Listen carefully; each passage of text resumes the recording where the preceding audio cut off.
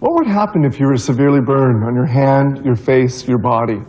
A piece of cultured human skin grown in sterile conditions would help healing faster and also lessen the scarring of the burn. The culturing of skin allows us to save many lives. To grow skin, epidermis cells have to be isolated and made to multiply. It all begins with the removal of a small skin sample. The 10 million cells in this piece are enough to make a culture. The skin soaks in a medium containing penicillin and gentamicin, antibiotics which protect it from bacterial infection.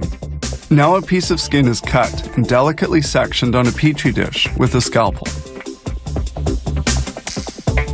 The fat is gently detached from the dermis since it will not be needed in the culturing. The skin is cut into thin strips because thermolysin, the enzyme which separates the dermis from the epidermis, acts more efficiently on the small surfaces. Then, an enzyme destroys the links uniting the dermis and epidermis cells. This procedure is carried out in this incubator over 3 hours at a temperature of 37 degrees centigrade. Once incubation is over, the petri dish is removed from the incubator.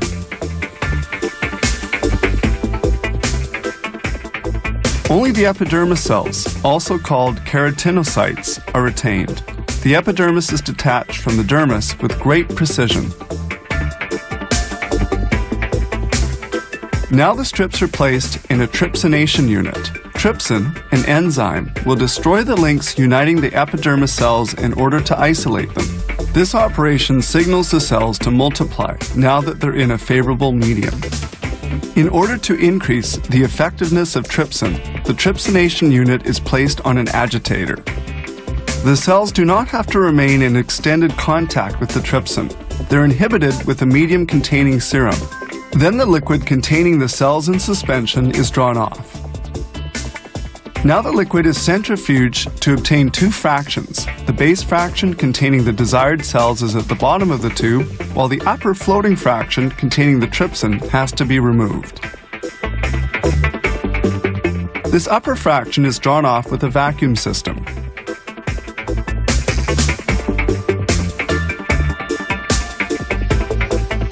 In order to eliminate all traces of trypsin, the culture medium is added to the base fraction and the whole is put back into suspension. Now the cells from the small skin sample have to be counted before being centrifuged a second time. The cells are counted by hand using a microscope or with this apparatus. The exact number of cells obtained during the extraction via a biopsy is determined, as well as the number of cells that will have to be seeded for maximum growth.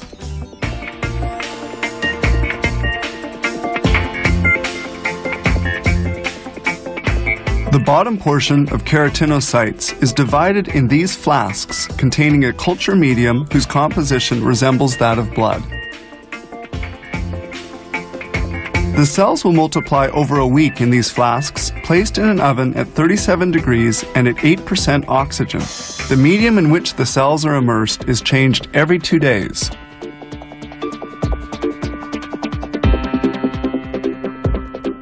In less than a week, the cells have almost covered the entire surface of the flask. They can now be trypsinated anew and thus reseed some 50 flasks, which in turn will be placed in the oven for about 1 week.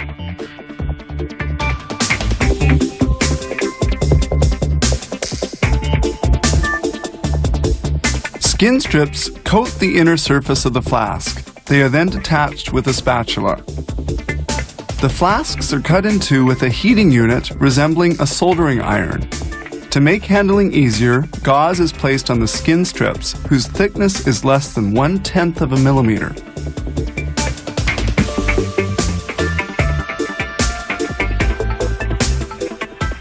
The graft is placed on the wound.